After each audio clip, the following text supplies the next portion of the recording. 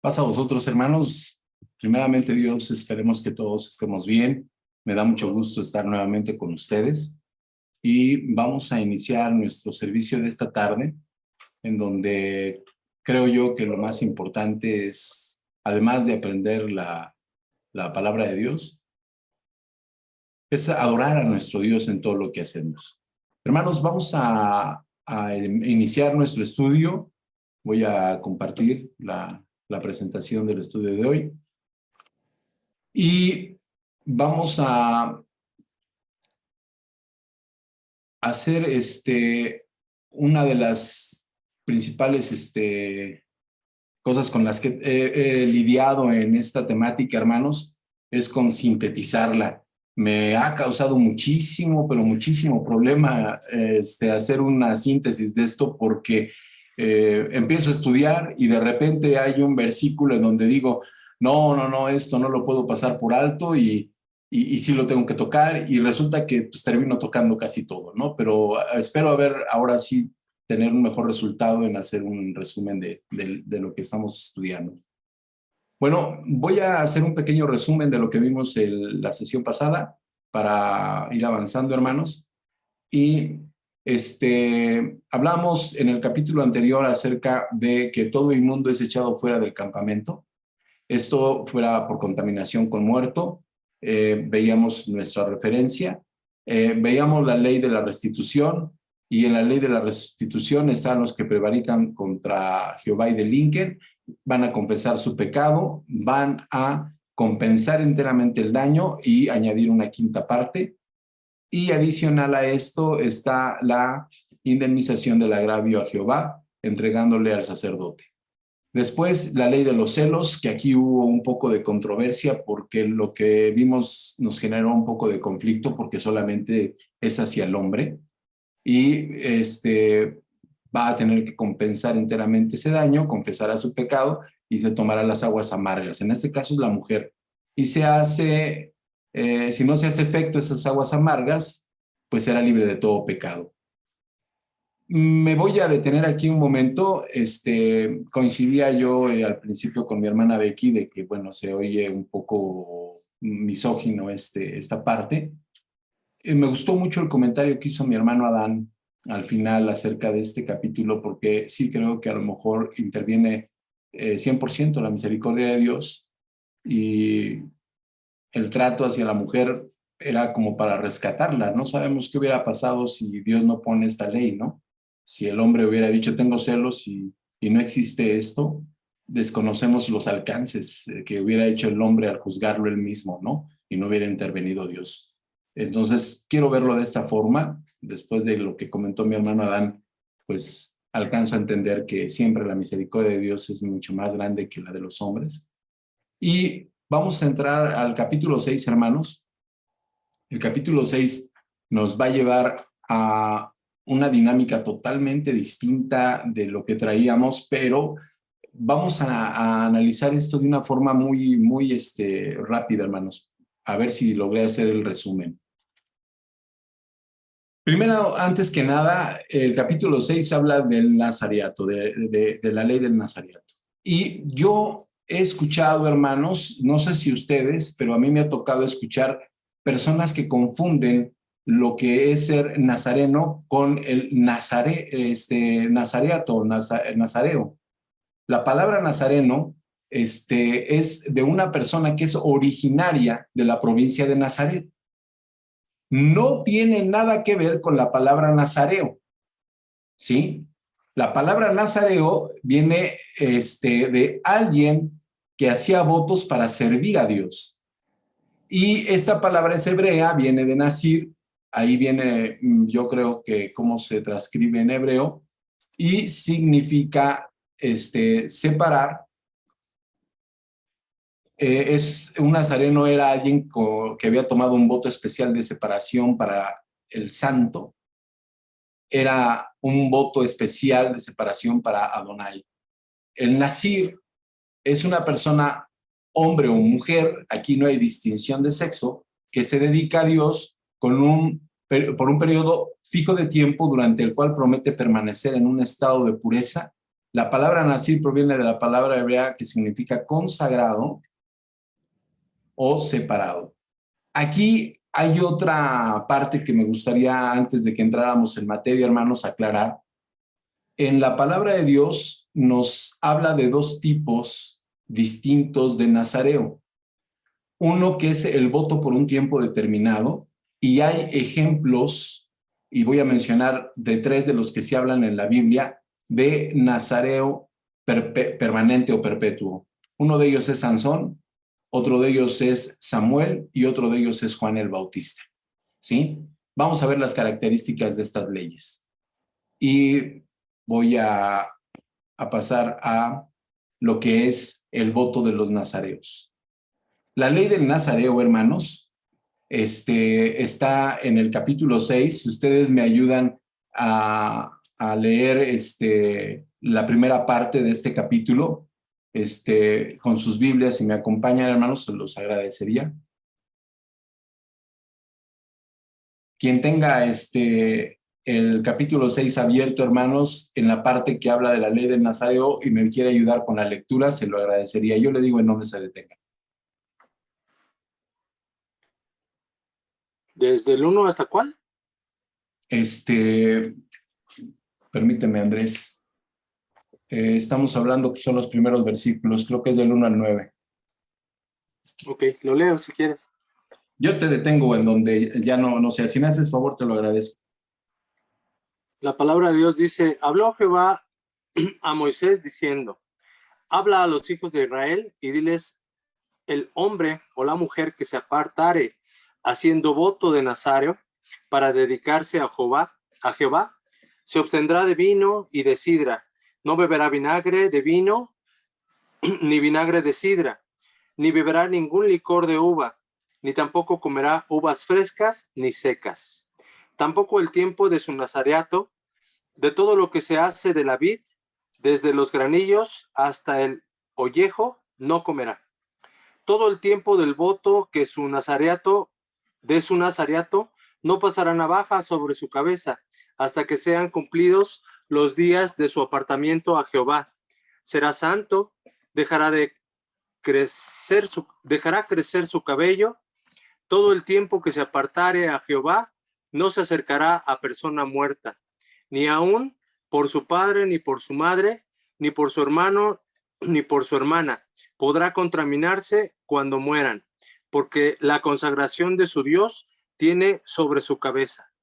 Todo el tiempo que de su nazareato será santo para Jehová.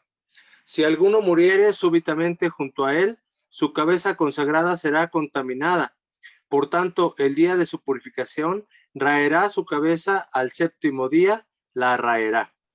Y el día octavo traerá 2 tórtolas y 2 palominos al sacerdote y a la puerta del tabernáculo de reunión. Y el sacerdote ofrecerá el uno en expiación y el otro en holocausto. Y hará expiación de lo que pecó a causa del muerto, y santificará su cabeza en aquel día. Y consagrará a Jehová los días de su nazareato, y traerá un cordero de 1 año en expiación por la culpa.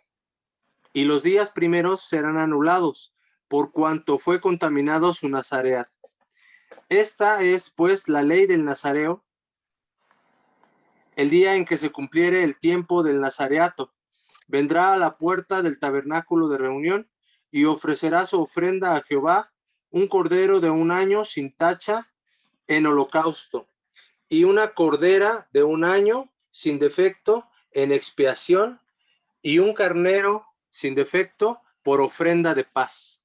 Además, un canastillo de tortas sin levadura, de flor de harina amasada con aceite, y hojaldres sin levadura, untadas con aceite, y su ofrenda y sus libaciones, y el sacerdote lo ofrecerá delante de Jehová, y hará su expiación y su holocausto. Y ofrecerá el carnero en ofrenda de paz a Jehová, con el canastillo de los panes sin levadura. Ofrecerá asimismo el sacerdote su ofrenda y sus libaciones. Entonces el nazareo raerá a la puerta del tabernáculo de reunión su cabeza consagrada, y tomará los cabellos de su cabeza consagrada y los pondrá sobre el fuego que está debajo de la ofrenda de paz. Después tomará el sacerdote la espaldilla cocida del carnero, una torta sin levadura del canastillo y una hojaldre sin levadura, y las pondrá sobre sus manos del nazario, después de que fuere raída su cabeza consagrada. Y el sacerdote mecerá aquello como ofrenda mecida delante de Jehová, lo cual será cosa santa del sacerdote, además del pecho mecido y de la espaldilla separada. Después el nazario podrá beber vino. Esta es la ley del nazario, que sirviere de voto de su ofrenda a Jehová por su nazareato, además de lo que sus recursos le permiten, según el voto que hiciere, así hará conforme a la ley del nazareato. Jehová habló a Moisés diciendo: habla a Aarón y a sus hijos y Hasta ahí, diles mi que hermano Andrés, gracias. Muchas gracias, mi hermano Andrés. Mi hermano Iván, mi hermana Becky. Sí, gracias, hermano Abraham. Pasa vos, hermanos. Me parece muy importante lo que usted dijo al principio, hermano, que Samuel, Sansón, Juan el Bautista tuvieron voto de nazareato. Pero también quiero añadir que en Hechos capítulo 18, verso 18, dice así: mas Pablo, habiendo tenido aún muchos días allí, está hablando que estuvo en Corinto y tuvo un problema con Galión y con judíos que siempre lo estaban persiguiendo. Dice, y navegó a Siria, y con él Priscila y Aquila, habiendo rapado la cabeza en Sancrea, porque tenía hecho voto. ¿Sí? Y entonces también aquí Pablo, como usted lo comentó al principio, hermano, y lo dice la escritura también, el voto nazario era por un tiempo, y después se tenían que rapar la cabeza. Y lo que entendemos aquí en Hechos 18, que Pablo también tenía un voto nazario, nazareato, y entonces dice que se rapó la cabeza para quitar el voto. Incluso hay una referencia ahí de número 6, versículo, ahorita se la digo, 18. Es todo, hermano. Nada más quería añadir eso a su comentario. Gracias, mi hermano. Ese es un voto de nazareato por un tiempo determinado. Los tres que mencioné anteriormente, Sansón, Samuel y Juan el Bautista, era permanente. De hecho, desde que nacieron, ellos nacen con ese voto. En el caso de Sansón, Dios impone ese nazareato a Sansón. En el caso de Samuel, cuando lo entrega su madre al sacerdocio, eso viene impuesto también en la dedicación, porque era dedicado, era consagrado. Entonces, venía implícito el nazareato. Y en el caso de Juan el Bautista es igual desde el nacimiento, ¿sí? El que comenta mi hermano Iván es un nazareo. El nazareo es por un tiempo determinado y ahí este voto se rompe o termina cuando el hombre se rapa, ¿no? Hay otros ejemplos también en Hechos cuando van a aprender a Pablo. Él le acompaña a unos jóvenes que tienen voto de nazareo. Entonces hay ejemplos, varios ejemplos en la Biblia de este tema. Pero, ¿qué nos lleva ahorita en la información que hizo mi hermano Andrés, favor de leernos? Lo primero que vemos es que no es un voto exclusivo de hombres, es un voto de mujer o hombre. No hay edad para esto, no dice, no estipula un protocolo en donde diga solamente los hombres de tal a tal edad. Puede ser un hombre o una mujer a la edad que quiera hacer ese voto de consagración. Se tiene que abstener del vino y de la sidra, se tiene que abstener del vinagre de vino y de sidra, no va a beber ningún licor de la uva, no comerá uvas frescas ni secas. Si algunos de ustedes no tienen la relación de las uvas secas, las pasitas, las pasas uva, las pasitas chiquitas son uvas deshidratadas, son secas. Esa es uva. ningún producto, e incluso dice granillo y ollejo, perdón. Aquí voy a pasar a la siguiente lámina para que, perdón, mientras dure su voto no se va a afeitar la cabeza. Esto implica, hermanos, que vamos a ver al final, como se decía, mi hermano Iván lo toca, cuando concluye el voto, la cabeza se rapa, ¿sí? ¿Qué es el ollejo de la uva? ¿Sí? Encontré esta información que me pareció importante porque a veces no sabemos algunas palabras que pueda darnos la Biblia.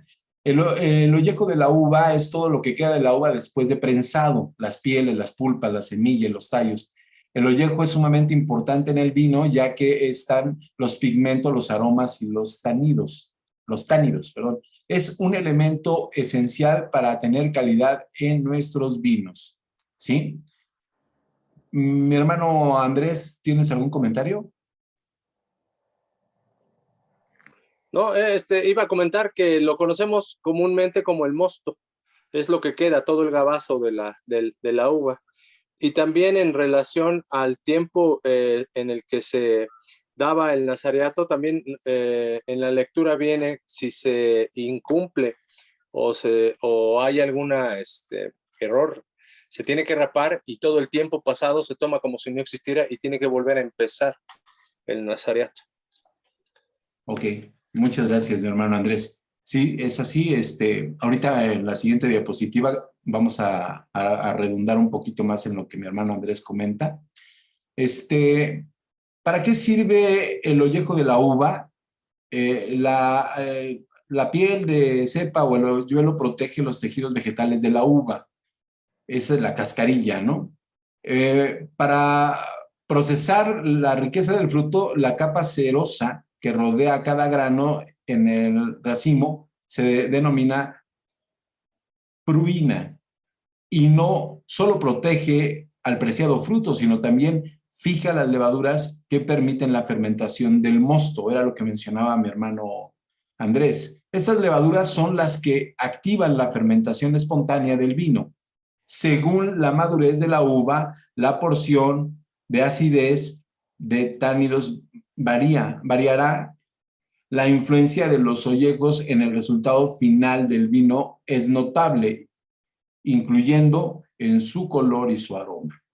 Esto, hermanos, para muchos de nosotros, yo se los digo porque mi esposa, cuando se hace la cena, anteriormente, cuando era presencial, las hermanas hacían el jugo de la vid, dejaban la cáscara o lo que sobraba del proceso, y mi esposa optó por llevárselo a casa y traérselo a casa y hacer mermelada con él.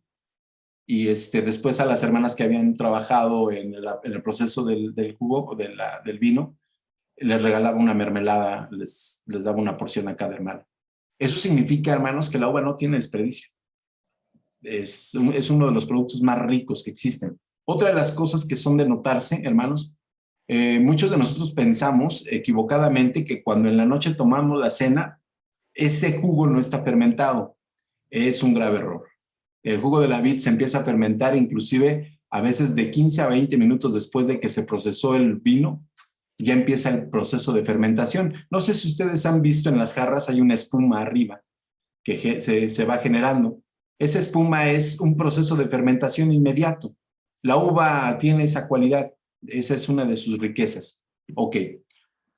Para esta información se las quise dar porque me pareció muy interesante que la palabra de Dios dice en la ley del Nazareato, ni siquiera el desperdicio de la uva se va a comer el que esté en voto, ¿no?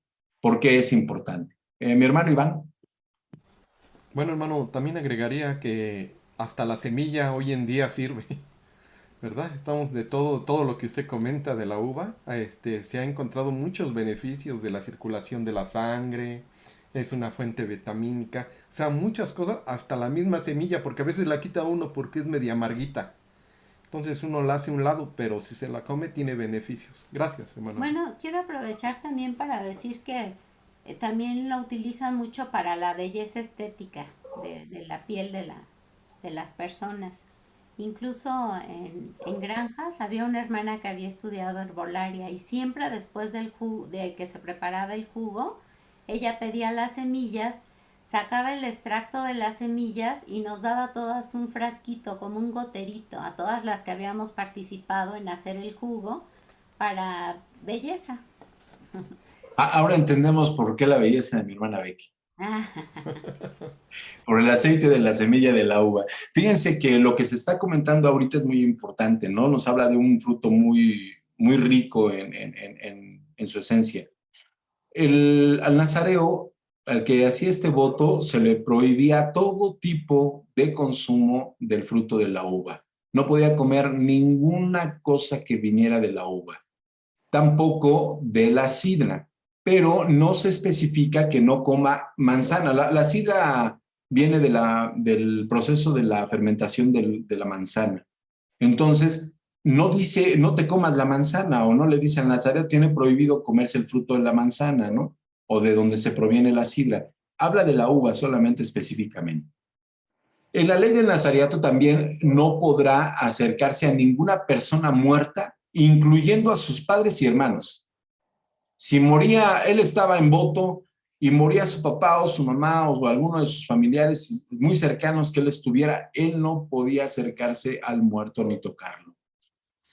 Si alguien moría repentinamente junto a él, su consagración se contaminaba, se raparía la cabeza y su cabello se va a ofrecer en expiación y holocausto, pero automáticamente termina su voto y tiene, como dijo mi hermano Andrés correctamente, tenía que volver a empezar porque lo anterior era invalidado, ¿sí?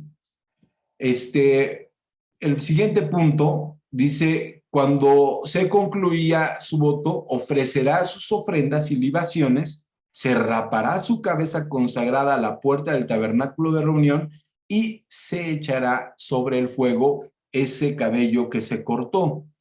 Este cabello que se corta, hermanos, iba a tener dos destinos. Uno era en el fuego continuo, que era en donde era cuando terminaba su voto, y cuando se rapaba porque se había incumplido por la causa de muerte, uno era en la ofrenda y otro era en el holocausto. Era como parte y parte, ¿no? En cada uno de los fuegos. Ahora, el sacerdote va a mecer esta ofrenda y será ofrenda santa, ¿sí? Después de esto, el nazareato podrá beber vino. Bueno, aquí, yo quiero hacer un paréntesis. Hay personas que no tienen por costumbre beber vino. Hablo de hermanos actualmente, ¿no? Ellos piensan o tienen la costumbre de que beber vino es pecado, porque hay argumentos que tienen sus argumentos bíblicos para decir que está prohibido el beber vino. La Biblia no habla de la prohibición del vino, habla de no emborracharse, ¿no? Y hay una parte en la Biblia donde dice que los que sean borrachos no van a heredar el reino de los cielos. Era más fácil consumir vino en la antigüedad que agua, porque el agua, aunque pudiera pensarse que venía limpia, podía traer bacterias y se podía enfermar la gente, ¿no? Entonces, el vino era mucho más consumido en la antigüedad que ahora, ¿no? Por cuestión de seguridad. Pero el nazareato prohibía beber este vino hasta que concluyera este voto. ¿Qué pasaba con los votos permanentes? Por ejemplo, en el caso de Sansón, él perdió su nazareo porque él mismo se traicionó a sí mismo. No lo traicionó Dalila, él mismo se traicionó. Entonces, pierde su nazareato por esto y pierde también al final la vida. Pero hay una cosa muy clara con Dios. Dios no abandona a Sansón porque al final vuelve a clamar a él, le vuelve a restaurar su fuerza, le creció el cabello y concluye con su nazareo ahí, ¿no? Nada más que en el caso de Sansón no hubo el protocolo sacerdotal para quemar ese cabello porque no lo cortó un sacerdote, se lo cortó una mujer. Ahora, En el caso de Samuel no se habla que concluyera, en el caso de Juan el Bautista tampoco se habla que concluyera, murieron con el Nazareo, ¿no?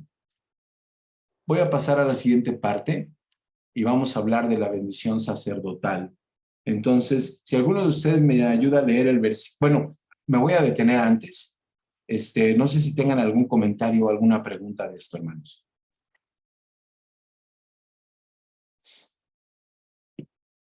No. Mi hermano Iván, mi hermana Becky. Sí, hermano Abraham, mire, para mí se me hace muy importante todo lo que usted acaba de decir de la ley de los nazareos, porque eran personas que se dedicaban al Señor, pero eso no quiere decir que dejaban de ser humanos, que dejaban de convivir con el pueblo, porque incluso el mismo, como usted mencionó, Samuel desde pequeño tuvo este voto, pero tuvo familia, se casó. Esto no quiere decir que los hacían un lado de la sociedad, sino que ellos entendían que estaban consagrados y santificados para algo. Y esto es muy importante. Pero ya que habían hecho ellos el voto, como usted lo comentó, no podían ellos decir a la mitad, o a mi hermano Andrés lo comentó, ¿sabes qué? Ya no. Se tenía que cumplir.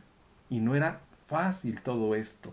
Deberían de estar muy conscientes. Y de aquí podemos sacar muchas cosas. Porque a veces nosotros prometemos cosas, ya no hacemos voto, pero prometemos cosas y no las cumplimos. A la mitad decimos, ¿sabes qué? Pues siempre ya no. Y podemos sacar una reflexión, una relectura de todo esto, que es el voto de los nazareos. Pero a mí se me hace muy importante todo este punto que viene aquí. Gracias, hermano. Hermano Iván, ahorita con lo que dice, a lo mejor lo voy a meter en problemas, pero también se puede dar con el tema de nuestra decisión de tomar un cargo en la iglesia, ¿no?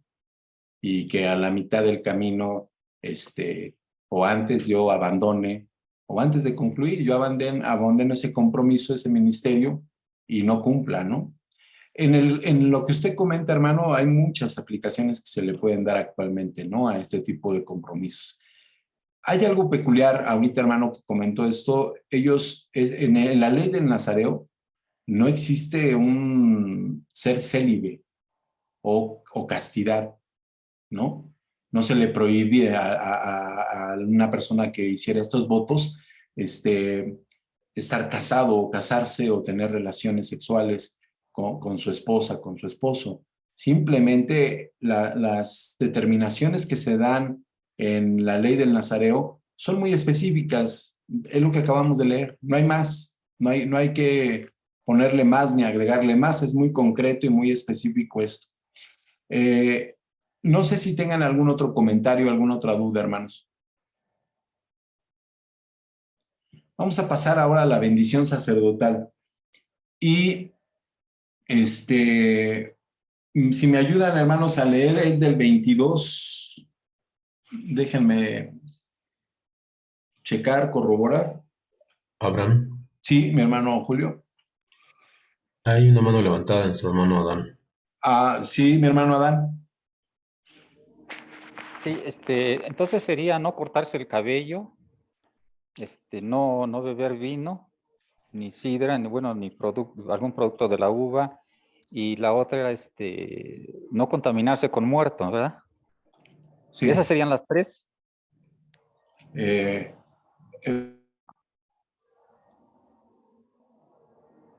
Apagó su micrófono, hermano Abraham. Perdón, lo quise abrir y lo apagué. También el vinagre. A ver, mira, me regreso aquí. Era abstenerse de sidra, abstenerse del vinagre de vino, del vino y de la sidra se puede hacer vinagre. Era abstenerse también del vinagre y del licor de la uva. Lo que pasa es que nosotros conocemos también, mis hermanos, que solamente de la uva se hace el vino y no es así. Se hacen licores porque la fermentación de la uva es un producto muy rico. Díganme un licor que venga de la uva, hermanos. Aquellos que son buenos para los licores. que tienen experiencia en vinos y licores. Por ejemplo, el coñac es un vino, es un licor que viene de la uva, el brandy igual. Entonces, no sé si en esa época podían existir algo similar que no fuera vino, sino que se convirtiera en licor, la fermentación prácticamente concreta del alcohol salido de la uva. Esto no lo podían beber. Y las uvas frescas o secas tampoco, y ningún producto de la vid, incluyendo el granillo. El granillo son las semillas y el ollejo, que ya platicamos de qué era el ollejo. Y aparte era no rapar su cabeza, no afeitarse la cabeza. La otra parte de la que hablamos era no acercarse a ningún muerto, no tener contacto con ningún muerto, y si pues, sus papás, sus hermanos morían, pues tampoco. Y si alguien moría repentinamente, ahí se contaminaba la consagración. Y ya en ese momento se rapaba. Y era eso, mi hermano Adán, creo yo, no sé si exista otra relación, otra referencia bíblica que dé cláusulas o hable más acerca de esto. En números solamente nos habla de estos puntos. Sí, bueno, bueno, más comentar, a mí se me hace muy interesante el caso de Sansón, porque si alguien tenía un perfil para rey, era Samsón, ¿no? Hay que recordar que en el tiempo de los jueces se menciona mucho la palabra y cada uno hacía lo que bien le parecía, ¿sí? Porque no había rey, dicen, ¿no? Claro. En ese tiempo. Y a mí, en el caso de Sansón, bueno, el voto se me hace, o yo creo que es muy importante. Y si alguien tenía un perfil para ser rey, era ¿no? Sansón. Y vemos cómo ya al final él dice, ahora me voy a escapar, ¿no? Me voy a escapar y ya, como diciendo, pues ya no voy a regresar, pero ya su misma situación que él había provocado, bueno, pues ya lo había atrapado, si recordamos el relato de Samsón, ¿no? Y es que pues, él le dijo a la mujer, le iba diciendo las señas, ¿no? Dice, si 7 veces le menciona 7 y ellos sabían, los filisteos, que el 7, o mencionar este tipo de lenguaje, había una relación con Dios. Y luego le menciona si las cuerdas son nuevas, ¿no? Y es decir, o sea, vamos a decir que las cuerdas fueran consagradas de alguna manera, ¿no? Para ese propósito. Entonces le va dando pistas, ¿no? Y después le dice, bueno, si mi cabello me hace 7 moños o 7 trenzas de esta manera, le va dando las pistas de lo que era este voto, y finalmente cae, ¿no? Y ya, bueno, desde antes el relato de Sansón, ¿no? Como un hombre tan poderoso, dice la escritura que está muy relacionado cuando la escritura dice y descendió, ¿no? Y se menciona mucho en Sansón, cuando se menciona descendió físicamente, está muy relacionado con el hecho de un descenso espiritual. Y en el caso de Sansón así fue, ¿no? Y si descendió a Timar o descendía a Ascalón. Y dice, y miró, ¿sí? Entonces, esos aspectos en el caso de este hombre que tenía ese voto, cuando dice y descendía, era en el sentido también espiritual, y vio, ¿no? Y vio, y eso pues, tú mencionabas que es muy importante, bueno, a lo mejor no, todos de alguna manera pues estamos consagrados a Dios, ¿no?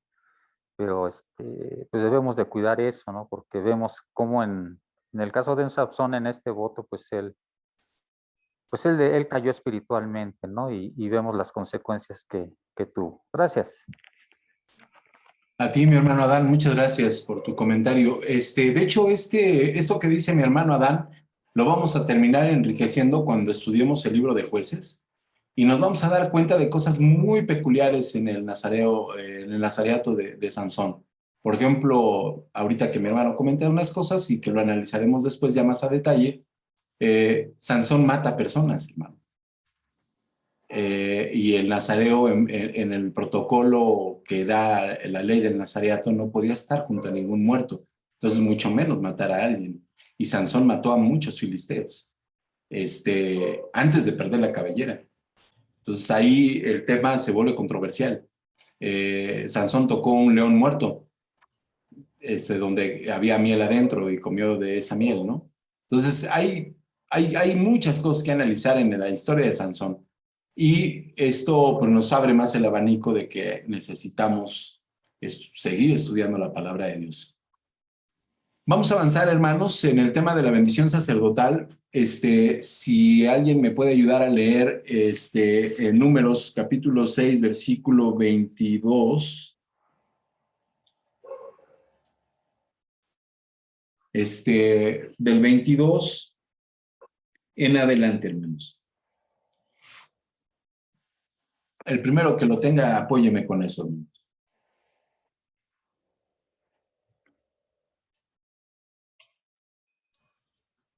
Te ayudo, Abraham. Gracias, hermano Julio. Dice en la versión Dios habla hoy. El Señor dirigió a Moisés y le dijo. Se dirigió, perdón, a Moisés y le dijo. Diles a Aarón y a sus hijos que cuando bendigan a los israelitas, lo hagan de esta manera. Que el Señor te bendiga y te proteja. Que el Señor te mire con agrado y te muestre su bondad. Que el Señor te mire con amor y te conceda la paz. Así ellos pronunciarán mi nombre sobre los israelitas y yo los bendeciré. Amén. Muchas gracias, mi hermano Julio. Muchas gracias.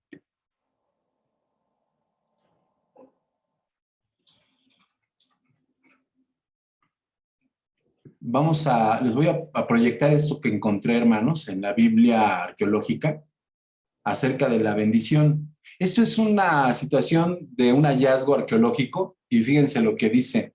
Textos y artefactos antiguos, amuletos de Ketef y Nom. En número 6, los arqueólogos escarbaron en 1979 un sitio del entierro de Kefet y Nom, justo al sur de Jerusalén, en el suroeste de Guena, cerca de la frontera bíblica entre las tribus de Judá y Benjamín. Esto es Josué 18:16. Al excavar dentro de una tumba encontraron 2 placas pequeñas enrolladas hechas de plata fina y flexible, como cada una del tamaño de una tarjeta de crédito. Cuando se desenrollaron, revelaron inscripciones delicadamente grabadas que incluían una versión corta de la bendición sacerdotal documentada en Números 6 del 24 al 26. Una sección ha sido traducida de la siguiente manera: el Señor te bendiga y te guarde, el Señor te mire con agrado y te dé paz. La evidencia arqueológica y paleográfica data estas placas como de los finales del siglo 7 antes de Cristo. De este modo las convierte en las citas escritas más antiguas de la Escritura. Pueden relacionarse a rituales de alabanza durante las cuales los sacerdotes habrían recitado esta bendición sacerdotal, tal vez usadas como amuletos, los cuales son escritos con conjuros o símbolos para ayudar a su portador o para protegerlo contra el mal.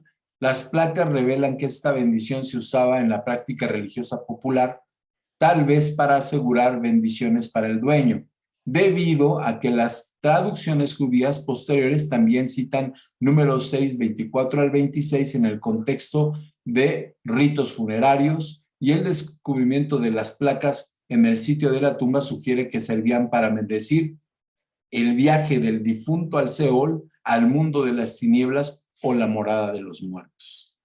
Esto, hermanos, viene sacado de las prácticas de entierro judías, ¿sí? Al final viene ahí esa biografía. No es un contexto, o no está sacado de contexto este hallazgo, este evento. Vamos a pasar, hermanos, al capítulo 7. De hecho, si ustedes tienen algún comentario que hacer acerca de esta bendición, poder enriquecer esta última parte del capítulo 7, con todo gusto lo abrimos. Les quise compartir esta información que encontré en la Biblia arqueológica, me pareció muy, muy interesante. Mi hermano Iván, mi hermana Becky. Sí. A mí me parece, hermano Abraham, que que también hay una responsabilidad al dar esta bendición sacerdotal. Y es una bendición que también es pastoral, pero también involucra, hermano, la responsabilidad y el compromiso que uno tiene con Dios. No quiero llamarle que cualquiera puede dar la bendición pastoral o la bendición sacerdotal. Necesitamos estar en los caminos de Dios, en las líneas de Dios. Y en aquel entonces le fue dado a los sacerdotes. Y los sacerdotes, como lo venimos viendo desde el Levítico, desde el Éxodo, tenían una serie de cosas que hacer y de limpiezas. Y yo creo, hermano, que cuando se da la bendición, déjeme llevarlo a estos tiempos, la bendición pastoral, uno debe de tener un corazón limpio, lo más posible que pueda, delante del Señor y estar en la línea de nuestro Dios. Porque si no podemos nosotros relajar todo esto y hacerlo superficial y que pierda el valor que realmente tiene. Esto es, hermano, no quiere decir que el pastor es de otro mundo por dar la bendición pastoral. Seguimos siendo los mismos mortales en la tierra, pero Dios nos ha dado esa oportunidad de darla, pero también hay mucho compromiso, es lo que trato de decir. No nos hace diferentes a los demás en ese sentido. Gracias. Gracias, mi hermano Iván. Creo que es importante esta aportación. Si no, como dice mi hermano Iván, esta bendición a lo mejor se puede terminar devalorando, ¿no? A veces el ser humano hace cosas que se empiezan a devaluar y sí es importante darle lugar a cada cosa. Yo no dudo y también yo creo que un padre o una madre puede decirle esto a un hijo, ¿no? O repetirse viceversa, ¿no? Que se le dé esa bendición a alguien cercano o a alguien querido. No creo que esté mal que se haga, pero sí conlleva mucha responsabilidad, porque involucra mucha fe, hermanos, en esto. Voy a pasar al capítulo 7, hermanos, y vamos a meternos en un poquito en números. En el capítulo 7 de números vamos a entrar en números. En el capítulo 7, perdón, dejé de compartir en lugar de avanzar, permítanme. Empezamos con la ofrenda para la consagración del tabernáculo. Del versículo 1 al 9 vamos a encontrar, hermanos, algunos detalles muy interesantes que a mí me gustaría que vayamos viendo bien claro. No los vamos a leer para ver si se los puedo explicar y ahorrar un poquito de tiempo. Si ustedes lo pueden ir leyendo en su casa con su mente, no lo vamos a leer en voz alta, se los voy a ir explicando para que vean si concuerda lo que está en la Biblia con lo que les voy a decir, para ganar un poquito de tiempo. Vamos a hablar del ministerio de los gersonitas en el tabernáculo en el desierto que vimos ya anteriormente. Y lo vamos a ver muy rápido, pero por la razón de que ellos, hermanos, son personas que tienen un encargo muy especial en esta ofrenda. ¿O por qué esta ofrenda tiene que ver con ellos? 6 carretas cubiertas y 12 bueyes. Moisés entregó esta ofrenda a los levitas como el Señor le ordenó. 6 carretas cubiertas y 12 bueyes. 2 jefes iban a cooperarse o a entregar una carreta. O sea, entre las 12 tribus, entre los 12 principales se iban a dividir 6 carretas y cada tribu, cada jefe iba a dar un buey. Estos bueyes y estas carretas, hermanos, no eran para el sacrificio o no iban a ser sacrificados estos animales. Tenían un objetivo. Se le entrega esta ofrenda. Son una ofrenda, pero no son para hacer no es una ofrenda de sangre. ¿Se acuerdan que hablábamos en Levítico de ofrendas de sangre y ofrendas que no son de sangre? Bueno, esta no era una ofrenda de sangre, era una ofrenda para dedicación a Dios. Se le entrega a Moisés a los levitas, como el Señor le ordena. ¿Y cómo se le ordena? Pues primero a los gersonitas 2 carretas y 4 bueyes. ¿Sí? ¿Para qué? para el ministerio de los gersonitas, hermanos. ¿Cuál es el ministerio de los gersonitas? Pues el ministerio de los gersonitas es que van a trabajar en el tabernáculo recolectando, ¿qué, hermanos? ¿Qué les tocaba cargar a los gersonitas, hermanos? Las cortinas y las cubiertas, ¿sí? ¿Sí recuerdan eso? Entonces, lo que eran las cortinas y las cubiertas le tocaba cargarlo y no lo iban a cargar en los hombros. Ellos no iban a cargar en los hombros estos, entonces necesitaban un medio de transporte.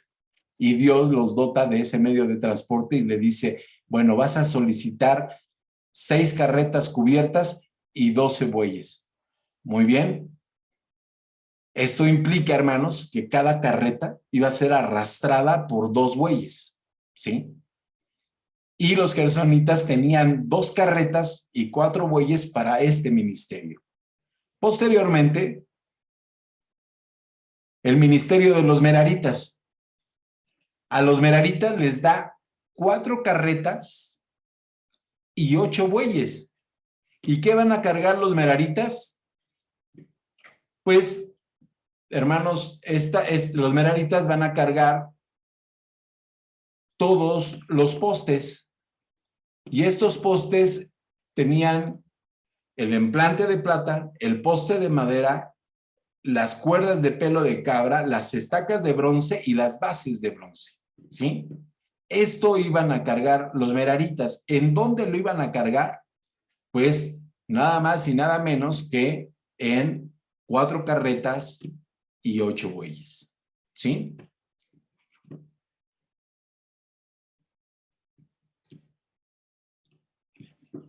Vamos a pasar a la siguiente diapositiva, hermanos, y nos dice que a los coatitas, a los hijos de Coat, no les dio carretas ni bueyes. Y aparte, el verso dice, y a los hijos de Coat no les dio porque llevaban sobre sí en hombros el servicio.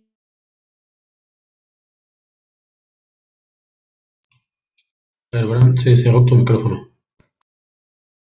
Perdón. ¿Qué cargaban los coatitas en hombros? El servicio del santuario en el tabernáculo del desierto, pues cargaban, hermanos, el arca del pacto, cargaban la mesa de los panes de la proposición, sus jarras, sus vasos, cargaban el candelabro. ¿Ok?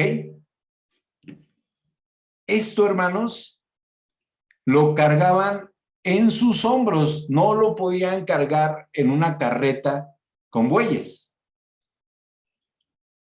Y quiero aclarar, hermanos, en el ministerio de los coatitas, en el tabernáculo, en el desierto.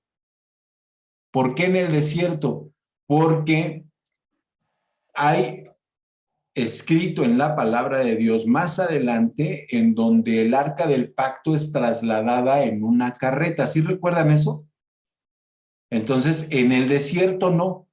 En el desierto Dios no dispone ni de carretas ni de bueyes para el traslado de el servicio del tabernáculo, sino era en los hombros de los coatitas, de los hijos de Coat. ¿Sí?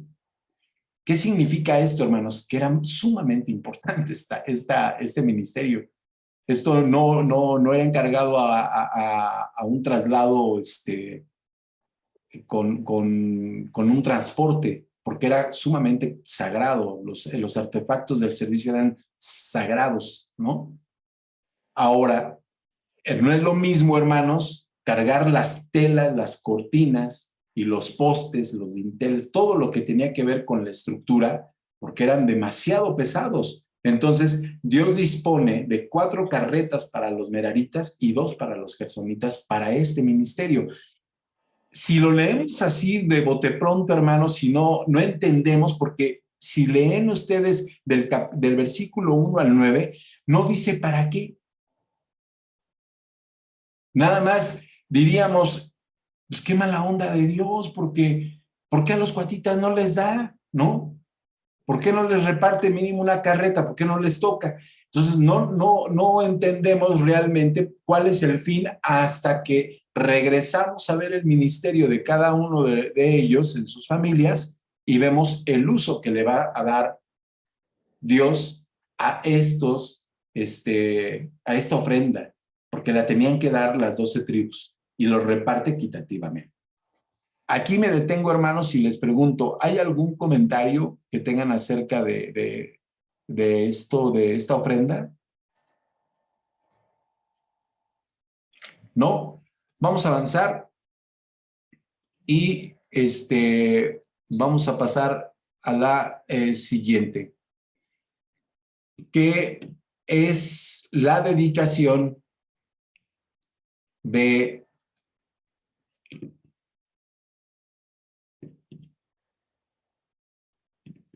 perdón que me atrasé, hermano, la dedicación de el tabernáculo, ¿sí?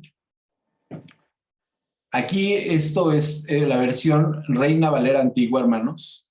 Si alguien de ustedes puede abrir su micrófono y leerlo en esta versión que tengo proyectada, se lo agradecería.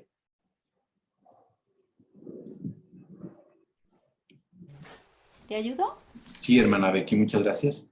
Dice, y ofrecieron los príncipes a la dedicación del altar el día que fue ungido. Ofrecieron los príncipes su ofrenda delante del altar. Y Jehová dijo a Moisés, ofrecerán su ofrenda un príncipe un día y otro príncipe otro día a la dedicación del altar. Y el que ofreció su ofrenda el primer día fue Naasón, hijo de Aminadab, de la tribu de Judá. Y fue su ofrenda un plato de plata de peso de 130 siglos y un jarro de plata de 70 siglos al siglo del santuario, ambos llenos de flor de harina amasada con aceite para presente, una cuchara de oro de 10 siglos llena de perfume, un becerro, un carnero, un cordero de un año para holocausto, un macho cabrío para expiación, y para sacrificio de paces, 2 bueyes, 5 carneros, 5 machos de cabrío, 5 corderos de un año. Esta fue la ofrenda de Naasón, hijo de Aminadab. Amén. Mi hermana Becky, ¿podrías leer la misma lectura en la versión Nueva Internacional? Sí. Por favor. Sí. Cuando nada más leo los versos, ¿verdad? No los títulos. ¿O todo? Sí, por favor, los versos, los puros versos. Sí. Cuando el altar fue consagrado, los jefes llevaron una ofrenda de dedicación y la presentaron ante el altar, porque el Señor le había dicho a Moisés, para presentar su ofrenda de dedicación del altar, cada jefe tendrá su propio día. El primer día le tocó presentar su ofrenda a Naasón, hijo de Aminadab de la tribu de Judá. Para la ofrenda de cereal presentó una fuente de plata y un aspersorio de plata llenos de flor de harina amasada con aceite. Según la tasación oficial del santuario, la fuente pesaba 1,5 kilos y el aspersorio pesaba 800 gramos. También presentó una bandeja de oro de 110 gramos llena de incienso. Para el holocausto presentó un novillo, un carnero y un cordero de un año. Para el sacrificio expiatorio presentó un macho cabrío. Para el sacrificio de comunión presentó 2 bueyes, 5 carneros, 5 machos cabríos y 5 corderos de un año. Esta fue la ofrenda de Naasón, hijo de Aminadab. Amén. Amén. Muchas gracias, hermana Becky. Ahorita, hermanos, van a ver por qué le pedí a mi hermana Becky que nos hiciera el favor de leer estas dos versiones. Este ejercicio, hermanos, yo lo hice buscando en la tabla. No sé si algunos de ustedes en sus Biblias tengan la tabla de valores y de medidas de las monedas antiguas del Antiguo Testamento y de los pesos y medidas del Nuevo Testamento. Busqué la información y es muy similar a lo que dice la versión Nueva Internacional. Por eso puse esta versión para que entendiéramos un poquito el valor económico de lo que se estaba pidiendo en la ofrenda. Aquí, perdón, voy a volver a compartir.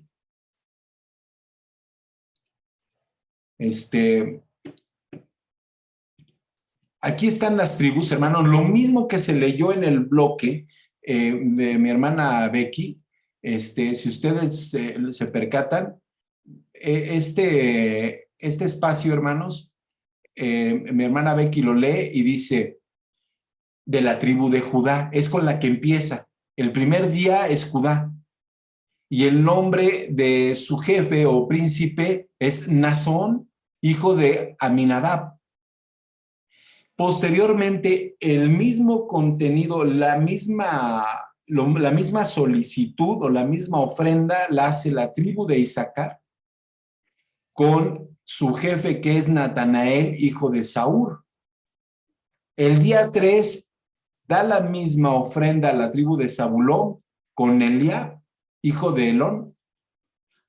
Rubén en el día 4 y es Elisur, hijo de Sedeur.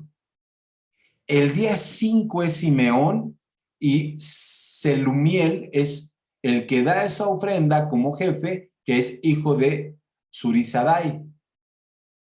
El día 6 es de la tribu de Gad, es el que da la ofrenda y es Eliasaf, hijo de Deuel. El día 7 es Efraín y el príncipe o el jefe que da la ofrenda es Elisama, hijo de Amiud. El día 8 es de Manasés y el jefe de la tribu es Gamaliel, hijo de Pedasur. El día 9 Benjamín y es Abidán, hijo de Gedeoni, el que da la ofrenda. El día 10 es la tribu de Dan y es Ejiezer, hijo de Amisadai. El día 11 es la tribu de Aser y Pagiel, hijo de Ocrán, es el que entrega la ofrenda. Y por último, la tribu de Neftalí, el jefe se llama Ahira, hijo de Enán. Estos hermanos que están aquí son los jefes de las tribus que están de este lado y estos son los días. Hay una diferencia, por ejemplo, en el orden del primogénito y así lo escribe el libro de Números. Y si nosotros pensáramos que fuera por orden del mayor al menor, tendría, en lugar de ser Judá el primero en dar su ofrenda, tuvo que haber sido Rubén. ¿Sí me explico? Esto hay una razón de ser, hermanos. Al menos hay una explicación. Yo no sé si sea correcta o incorrecta, es lo que yo encontré con la información. El libro de Números, o en el desierto, como lo conocen los judíos en la Biblia hebrea, describe o se describe que no es totalmente todo escrito por Moisés. Hay algunos teólogos o algunos estudiosos que creen que la Torá no fue al 100% escrita por Moisés porque se perdió información. Entonces, ellos piensan que hay escritores que son antes del exilio y otros escritores posteriores al exilio. ¿Por qué antes del exilio? Si ustedes recuerdan, en la época de los reyes de Israel y de Judá, ya cuando estaba el reino dividido, hubo un momento en el que en la remodelación del templo encuentran el libro y lo vuelven a leer. Entonces, algunos estudiosos, esos estudiosos principalmente son rabinos, piensan que ahí se completó información. Entonces hubo un reacomodo en el orden de los libros. Y esa es una de las explicaciones por qué aparece primero la tribu de Judá. Porque en ese reacomodo no ponen a Rubén, ¿sí? Como el primero en la orden, sino que ponen a Judá. Esa es una explicación que dan ellos. Ahora, la segunda versión o la segunda parte de que fue escrito el libro, la Torá, que es conocida, e incluso el libro de los Números, es post-exilio. es cuando regresan de Babilonia, cuando Esdras vuelve a leer junto con Nehemías el libro. ¿Sí recuerdan esa parte, hermanos? Entonces ahí vuelven a hacer una reestructuración en la escritura, a escribir como que, falta esto, ¿no? Entonces como que se acomodaron, la Torá fue así como que se complementó, ¿no? Entonces estas personas dicen que no fue escrito todo por Moisés, porque fue de lo que se encontró, de lo que escribió Moisés, y se completó lo que se hallaba falta, ¿no? Esta versión es la que yo, o esta información es la que encontré, hermanos. Lo pongo a su consideración. Yo no digo que sea verdad o mentira, simplemente es información que yo encontré y que ahorita podría darse una explicación del por qué Judá aparece primero y no Rubén. No sé si tengan aquí alguna duda, hermano, hasta esta parte de la común. Voy a continuar. Si alguien quiere interrumpirme, levantar su mano, por favor, con toda libertad. Vamos a hablar de la conclusión de este libro. ¿Por qué? Porque al hacer esta tabla, hermanos, perdonen que se los diga, al hacer esta tabla, prácticamente fue lo mismo que leyó mi hermana Becky, se repite hasta el versículo.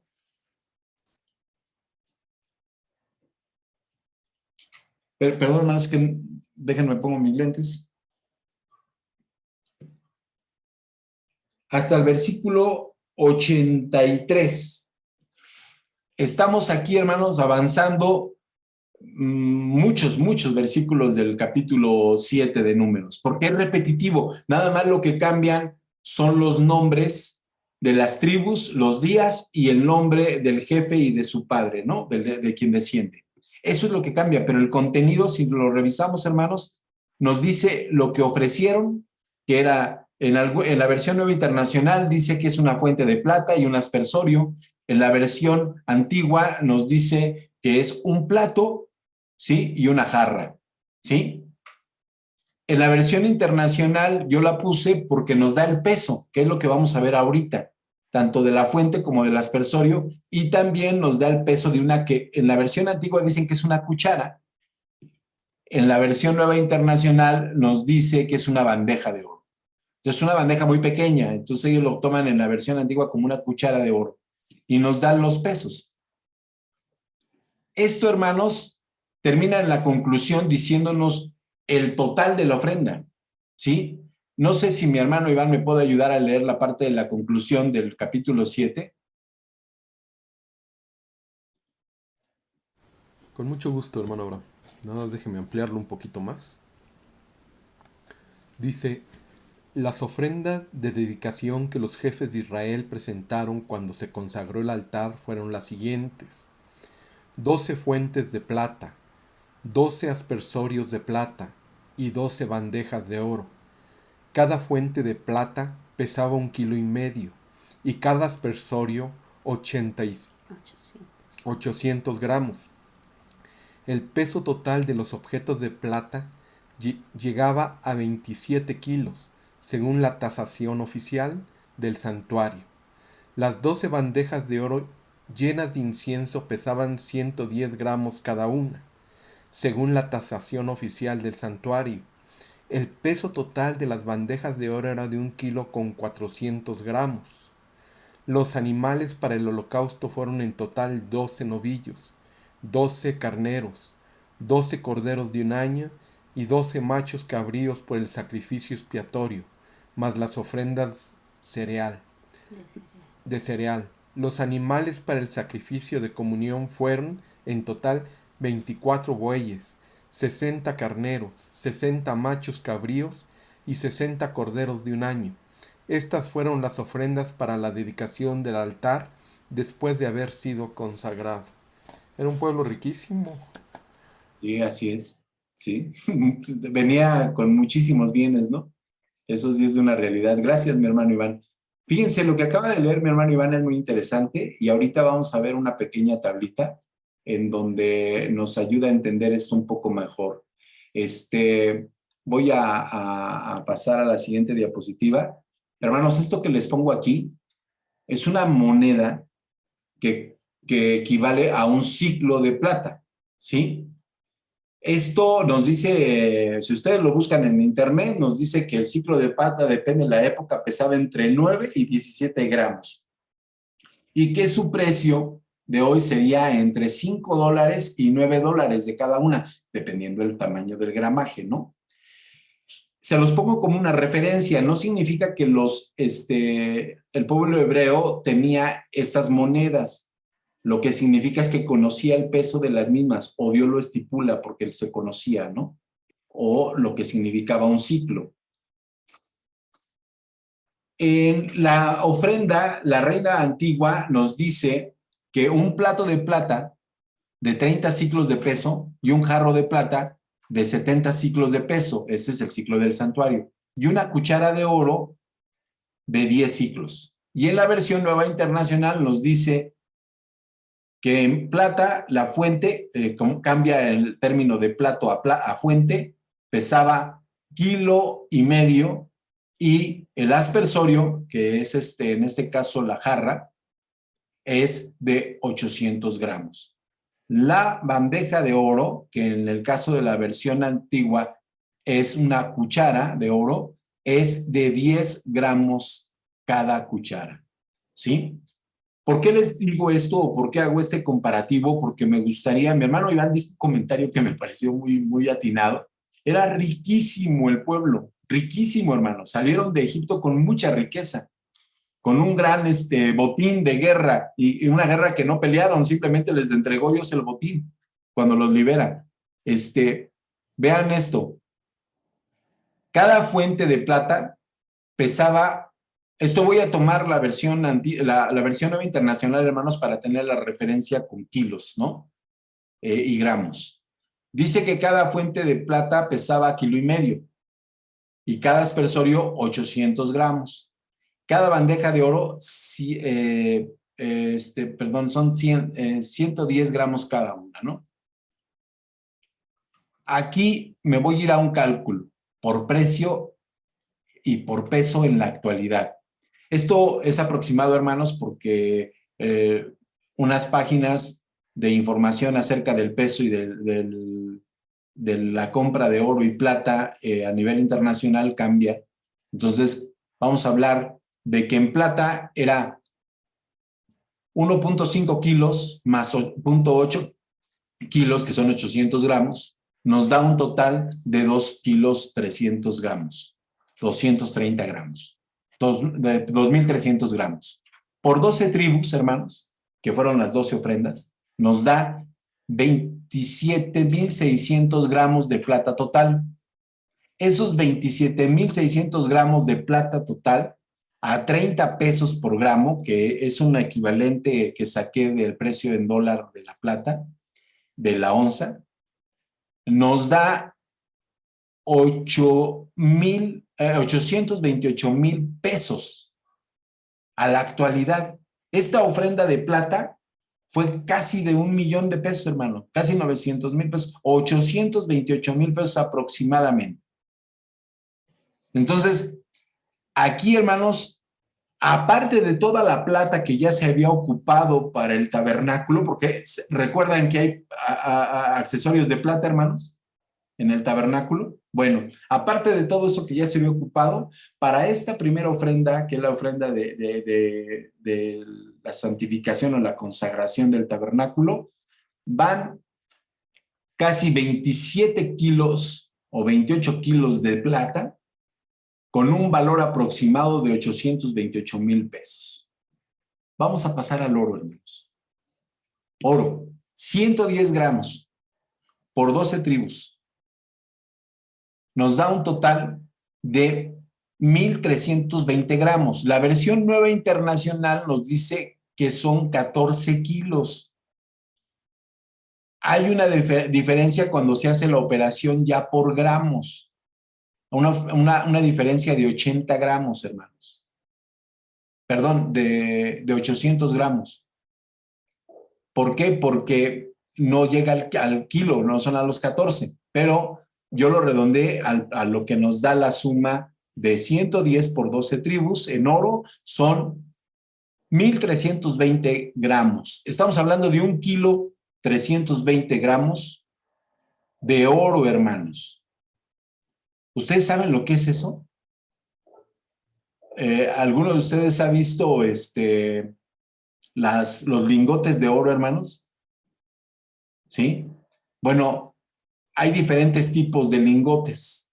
Hay lingotes muy ligeros, hay otros más pesados, pero esos lingotes, algunos llegan a pesar hasta 5 kilos. Otros llegan a pesar 3 kilos, otros 7 kilos, dependiendo el tipo y el valor del lingote. Pero en oro, hermanos, son 1,320 gramos de oro, o sea, 1 kilo 320, a 28, a 28.3495, que es el equivalente a una onza, hermanos. Esto nos da un igual de 46.56 onzas. ¿Por qué saqué el precio en onzas? El precio internacional del oro no se paga en gramos, se paga en onzas. Entonces, lo convertí a onzas y el precio de la onza en oro en Estados Unidos se está pagando a $1,734 la onza. Esto significa, hermanos, que en dólares son 80,735.4 dólares. Ya en pesos mexicanos lo vamos a redondear a 1,614,780 pesos. Hermanos, la ofrenda de la iniciación del tabernáculo aproximadamente a un pueblo nómada incipiente fue mayor de casi los 2,5 millones, o casi los 2,5 millones en peso metal, ¿sí? En oro y plata, ¿sí? ¿Qué significa esto, hermanos? Voy a dejar de compartir que en el capítulo 7, hermanos, nos indica que el pueblo de Israel, como dijo mi hermano Iván, era un pueblo que salió muy, muy rico, recibió una indemnización, un pago por su esclavitud de 400 años por parte de Dios, no de los egipcios, porque Dios, ¿qué hizo con el pueblo egipcio? Movió su corazón, ¿no? Sí, pero no fue así de buena onda, ¿verdad, hermana Becky? Así de que, ay, qué bueno, ya se van, ¿no? No, o sea, Dios casi prácticamente le impone ese pago, esa indemnización a los egipcios. Entonces, cuando sale el pueblo de Israel de Egipto, no salió con las manos vacías, hermanos. Salieron con muchísimas riquezas. Hermanos, no sé si ustedes tengan referencias históricas de lo que eran las guerras antes. En el campo de batalla ganaba un ejército. ¿Qué hacía el ejército que ganaba, hermanos? Se iba así gritando, ya ganamos, ¿no? Ya ganamos. Hablando del campo de batalla, no están en ninguna ciudad. Eran dos ejércitos que se contrapuntaban. Mi hermano Andrés. Bueno, es que aquí también hay que considerar los despojos de la batalla. Claro. O sea, el pueblo que ganaba, obviamente, adquiría esos despojos. Parte también para ofrenda y parte se lo quedaban. Salvo en las ocasiones en las que decía que todo debía sacrificarse. Ok, sí hay registro de eso, ¿no? Sí, independientemente de que obviamente se reproducía mucho en el camino, ¿no? Y en el desarrollo del mismo pueblo judío. Claro, claro. Pero, como ya lo hemos comentado, gracias, mi hermano Andrés, por tu comentario. Lo hemos dicho, en una guerra, en un campo de batalla, como dice mi hermano Andrés, el despojo era parte del botín de guerra, ¿no? Entonces, pues, iban los que ganaban, iban por todo lo que había de valor en el campo de batalla, y más allá iban los campamentos, al campamento del otro ejército, y despojaba todo lo que tenía, y el botín era lo que se repartían.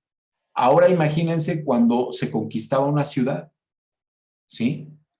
Esa ciudad prácticamente quedaba en ruinas. y quienes salían ganando era el triunfador, ¿no? Y se repartían igual los despojos. Eso sucede en esta guerra que gana Dios a los egipcios, ¿sí? ¿Qué me dice a mí el capítulo 6 y 7 de los Números, hermanos, en resumen? Que Dios en el libro de Números o en el libro en el desierto, como lo conoce el pueblo hebreo, el pueblo judío, es un Dios que provee todo, hermanos. Es un Dios proveedor. Al pueblo no le faltó nada. Nada, hermanos.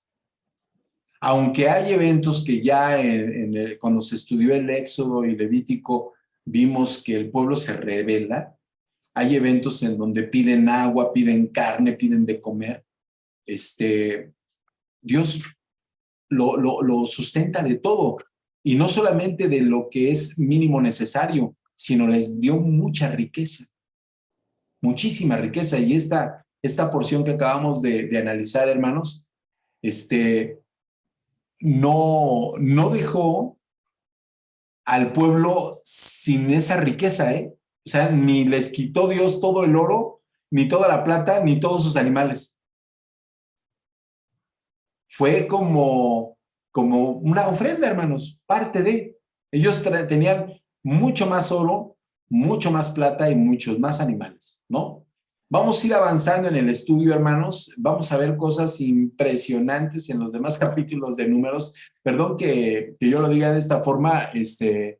Platicaba yo con mi sobrino Benjamín y le decía yo que estaba estudiando este libro y le digo, al principio yo leía Números a la carrera porque me dormía y ahora que lo estoy estudiando y que estoy estudiándolo para explicarlo, me voy encontrando con detalles que me cuesta mucho trabajo, hermanos, de veras, decir, este versículo no lo vamos a leer porque no tiene significado, no tiene por qué leerse. No, hermanos, me cuesta mucho trabajo porque digo, no, sí es importante que lo leamos, ¿no? Es importante que lo analicemos porque nos va a dar información.